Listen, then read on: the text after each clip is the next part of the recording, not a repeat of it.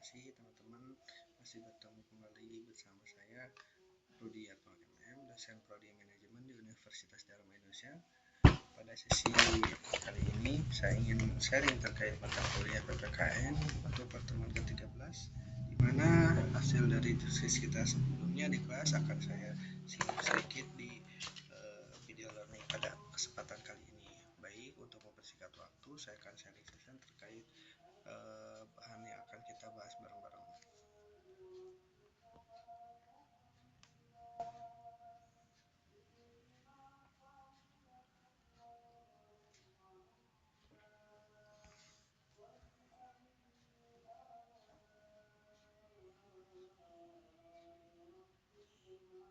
Nah, di pertemuan kali ini, yang pertama terkait demokrasi dan hukum, pilar utama kehidupan berbangsa. Apa itu demokrasi? Demokrasi adalah sistem pemerintahan yang berasal dari rakyat, oleh rakyat, dan untuk rakyat. Konsep ini menekankan bahwa kekuasaan tertinggi berada di tangan rakyat. Dalam sistem demokrasi, partisipasi warga negara menjadi kunci utama dalam pengambilan keputusan publik. Setiap warga memiliki hak yang sama untuk menyuarakan pendapat dan ikut serta dalam proses politik yang menentukan arah bangsa. Selanjutnya yaitu prinsip-prinsip demokrasi.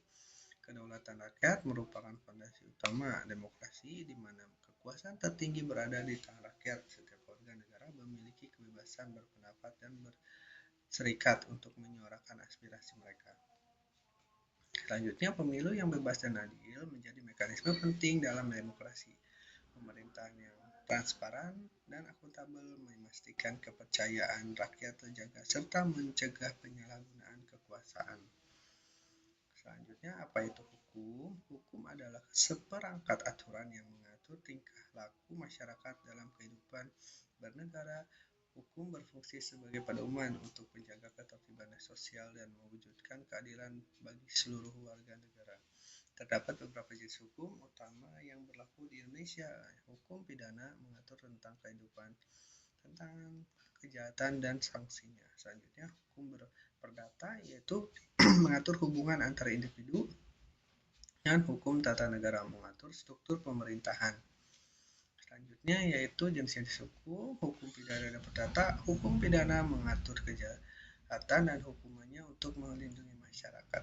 Hukum perdata mengatur hubungan hukum antara individu seperti perjanjian, warisan, dan hak memiliki. Selanjutnya, hukum tata negara mengatur struktur dan fungsi pemerintahan negara, termasuk pembagian kekuasaan, hak, dan kewajiban lembaga negara, serta hubungan antar pemerintah dan warga negara. Hubungan demokrasi dan hukum. Yang pertama, membutuhkan hukum untuk menjamin hak dan kewajiban warga negara.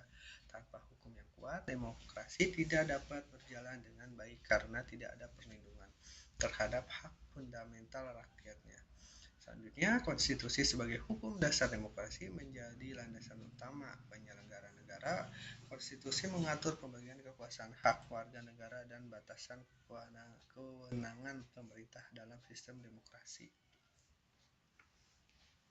Contoh implementasi demokrasi hukum yaitu sistem pemilu demokratis, di mana penegakan hukum yang tidak memihak. Hukum harus ditegakkan secara adil tanpa memandang status sosial, jabatan, atau kekayaan seseorang. Kedua elemen ini menjadi fondasi penting dalam mewujudkan negara yang demokratis dan berkeadilan. Selanjutnya, prinsip rule of law dalam demokrasi. Semua orang sama di depan hukum. Prinsip kesejahteraan hukum menjamin bahwa setiap warga negara, tanpa memandang status sosial, jabatan, atau kekayaan, memiliki hak dan kewajiban yang sama di hadapan hukum. Pemerintah tunduk pada hukum. Dalam negara demokrasi, pemerintah harus patuh pada hukum yang berlaku. Hal ini mencegah penyalahgunaan kekuasaan dan menjaga keadilan bagi seluruh rakyatnya. Hak dan kebebasan warga negara. Hak dan kebebasan berbicara, beragama, dan berkumpul merupakan hak fundamental yang dijamin dalam setiap demokrasi. Setiap warga negara berhak menyampaikan pendapat tanpa rasa takut dan bebas menjalankan hak keyakinannya. Kemudian, hak memilih dan dipilih dalam wujud nyata kedaulatan rakyat. Setiap warga negara yang memenuhi syarat berhak berpartisipasi dalam pemilu yang baik sebagai pemilih maupun calon dipilih untuk mewakili aspirasi masyarakat. Pemisahan kekuasaan yaitu separation of powers, yaitu kekuasaan legislatif, eksekutif, dan yudikatif yang terpisah. Pembagian ini memastikan setiap lembaga memiliki fungsi wewenang yang jelas dalam menjalankan pemerintahan negara. Kemudian mencegah dominasi kekuasaan tunggal, sistem check and balance memastikan tidak ada satu lembaga yang dapat menyalahgunakan kekuasaan tanpa pengawasan dari lembaga lainnya. Tantangan demokrasi dan hukum. Korupsi dan penyalahgunaan kekuasaan. Korupsi merusak fondasi demokrasi dengan mengalihkan sumber daya publik untuk kepentingan pribadi, penyalahgunaan kekuasaan oleh pejabat, dan mengkikis kepercayaan rakyat terhadap pemerintah. Selanjutnya, pelanggaran HAM dan minimnya partisipasi pelanggaran hak asasi manusia menunjukkan lemahnya penegakan hukum. Rendahnya partisipasi masyarakat dalam proses demokrasi melemahkan legitimasi sistem pemerintahan. Dan ancamannya yaitu otoritarisme dan pembatasan kebebasan merupakan ancaman serius bagi demokrasi ketika kekuasaan terpusat tanpa kontrol, hak-hak warga negara terancam dan partisipasi politik menjadi terbatas. Kemudian manipulasi hukum untuk kepentingan pribadi merusak kepercayaan publik terhadap sistem peradilan. Ketika hukum dijadikan alat kekuasaan, keadilan tidak lagi berpihak pada rakyatnya. Kemudian untuk studi kasusnya nanti kita bahas di kelas. Dan berikut kesimpulannya yaitu demokrasi dan hukum adalah dua pilar yang saling mendukung untuk mewujudkan negara yang adil, makmur, dan bermartabat. Keduanya tidak dapat dipisahkan dalam membangun kehidupan berbangsa yang harmonis. Partisipasi aktif setiap warga negara sangat penting dalam menjaga keberlangsungan demokrasi dan supremasi hukum. Nah, untuk soal studi kasusnya, Indonesia menentukan demokrasi dan hukum melalui berbagai instrumen penting. Konstitusi Undang-Undang 1945 menjadi landasan hukum tertinggi yang mengatur kehidupan bernegara. Mahkamah Konstitusi berperan sebagai penjaga konstitusi dan penyelesai sengketa pemilu. Sejak 2004 menjadi wahana demokrasi rakyat dalam memilih pimpinan secara bebas dan adil. Terima kasih. Selanjutnya untuk kelompok 8 di sini wawasan Nusantara. Wawasan Nusantara merupakan cara pandang bangsa Indonesia terhadap diri dan lingkungannya sebagai suatu kesatuan utuh yang berlandaskan pada Pancasila dan Undang-Undang 1945. Konsep ini menekankan bahwa seluruh wilayah masyarakat serta sumber daya Indonesia harus dipandang sebagai suatu sistem saling integrasi. Dalam perspektif manajemen, wawasan Nusantara dapat dianalogikan sebagai prinsip integrasi organisasi yang memastikan seluruh elemen berjalan selaras untuk mencapai tujuan bersama secara efektif. Latar belakang. Akhirnya wawasan Nusantara dipengaruhi oleh beberapa faktor. Yang pertama, historis, geografis, dan sosial budaya. Kemudian untuk tujuan wawasannya itu mewujudkan persatuan dan kesatuan bangsa serta menjaga keutuhan wilayah negara kesatuan Republik Indonesia. Selain itu, konsep ini juga bertujuan menciptakan stabilitas nasional dan memperkuat ketahanan negara dalam menghadapi berbagai ancaman dalam dunia bisnis. Hal ini sejalan dengan upaya menjaga stabilitas organisasi agar mampu bertahan dan berkembang di tengah persaingan global. Selanjutnya, fungsi wawasan Nusantara memiliki beberapa fungsi penting. Yang pertama, sebagai pedoman dalam kehidupan berbangsa dan bernegara, sebagai landasan dalam pengambilan kebijakan, sebagai acuan dalam perencanaan pembangunan nasional. Dalam perspektif manajemen, fungsi ini mirip dengan visi dan misi perusahaan yang menjadi dasar arah strategi organisasi. Nah, asas wawasan Nusantara di sini asas keadilan, kejujuran, solidaritas, kerjasama, serta kesetiaan terhadap kesepakatan nasional.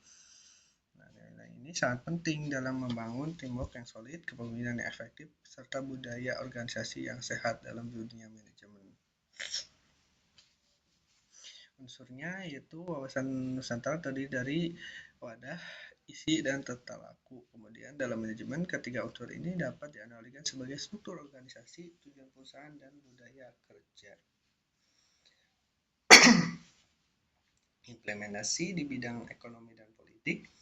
Dalam bidang politik, wawasan Nusantara diwujudkan melalui kebijakan yang mengutamakan kepentingan nasional serta menjaga stabilitas negara.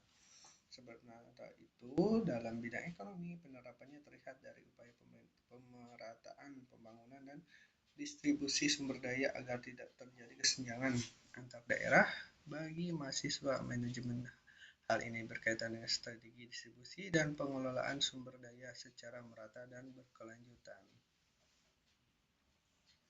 Nah, kemudian implementasi di bidang sosial dan budaya dan bisnis. Dalam bidang sosial budaya, wawasan Nusantara mendorong masyarakat untuk menghargai keberagaman serta menjaga persatuan dalam dunia bisnis. Hal ini penting untuk memahami karakteristik pasar di berbagai daerah, menyesuaikan strategi pemasaran, dan meningkatkan daya saing di pasar nasional. Di implementasi di bidang pertahanan yaitu mengidentifikasi ancaman, mengantisipasi risiko, dan menjaga stabilitas operasional.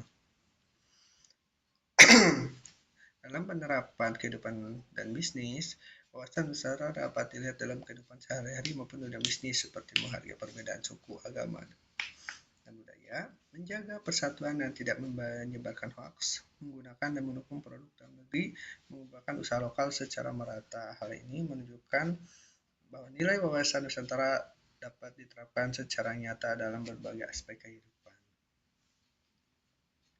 Tantangan di era globalisasi, wawasan Nusantara menghadapi berbagai tantangan antara lain masuknya budaya asing, persaingan ekonomi budaya, penyebaran informasi yang tidak terkendali dalam dunia manajemen. Tantangan ini menuntut organisasi untuk terus berinovasi, adaptif, dan mampu bersaing secara global tanpa kehilangan identitas. Jadi kesimpulannya itu, wawasan Nusantara merupakan konsep fundamental dalam menjaga keutuhan dan persatuan bangsa Indonesia. Dalam perspektif manajemen, konsep ini relevan sebagai prinsip integrasi, koordinasi, dan strategi dalam mencapai tujuan bersama. Oke, terima kasih untuk dari kelompok 8. Selanjutnya di konstitusi dan regulasi.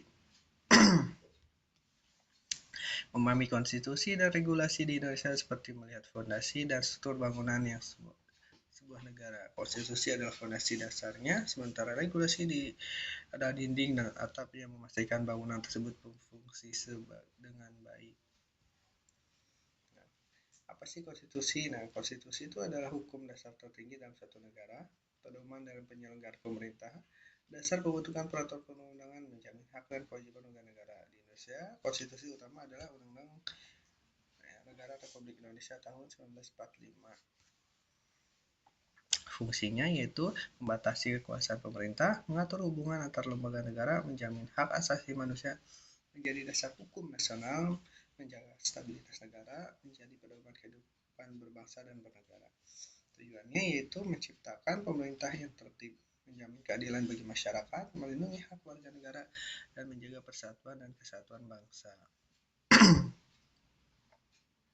Nah, ini sejarahnya yaitu tahun 1945 sampai 1949 konstitusi pertama Indonesia, kemudian konstitusi RIS 1949 digunakan saat Indonesia berbentuk negara serikat. Kemudian 1950 menggunakan sistem parlementer, dan 1945 sampai sekarang di 1959 kembali berlaku melalui dekret Presiden 5 Juli 1959. Amandemen Undang-Undang 1945, perubahan Undang-Undang 1945 yaitu 1999, 2000, 2001, dan 2002. Tujuan amandemennya menyempurnakan sistem ketatanegaraan, memperkuat demokrasi, menjamin HAM, dan membatasi kekuasaan presiden. Misalkan di sini ada hierarkinya. Di Indonesia peraturan tidak berdiri sendiri, melainkan memiliki tingkatan. Peraturan yang lebih rendah tidak boleh bertentangan dengan peraturan yang lebih tinggi. Jadi menurut Undang-Undang Nomor 12 Tahun 2011 yaitu yang telah diubah dari Undang-Undang Nomor 13 Tahun 2022 maksudnya. Yang pertama ada Undang-Undang 1945, ketetapan MPR. Yang ketiga Undang-Undang atau Perpu. Yang keempat peraturan pemerintah. Yang kelima peraturan presiden. Yang keenam peraturan daerah provinsi dan peraturan daerah kabupaten kota. hubungan konstitusi sebagai regulasi, yaitu Undang-Undang 1945 adalah hukum tertinggi di Indonesia. Pentingnya konstitusi dan regulasi karena menjaga ketertiban masyarakat, memberikan kepastian hukum, melindungi hak warga negara, dan mengatur jalannya pemerintahan, menjaga stabilitas nasional. Jadi, dasar hukum tertinggi negara 1945 ada pedoman hidup berbangsa. Regulasi dapat dibuat untuk mengatur masyarakat. Semua regulasi harus sesuai dengan konstitusi dan ketaatan hukum, penting untuk kemajuan bangsa. Oke, terima kasih teman-teman. Mungkin di sesi pertemuan ke-13 ini saya akhiri sekaligus menjadi penutupan di video learning untuk mata kuliah PPKN. Semoga kita bisa kembali bertemu di kesempatan lainnya, dan jika teman-teman ingin memberikan komentar atau discuss, boleh tinggalkan di kolom komentar dan bisa discuss langsung nanti jika bertemu di kelas. Akhirul kalam saya tutup, wabillahi taufik wal hidayah. Wassalamualaikum warahmatullahi wabarakatuh. Terima kasih.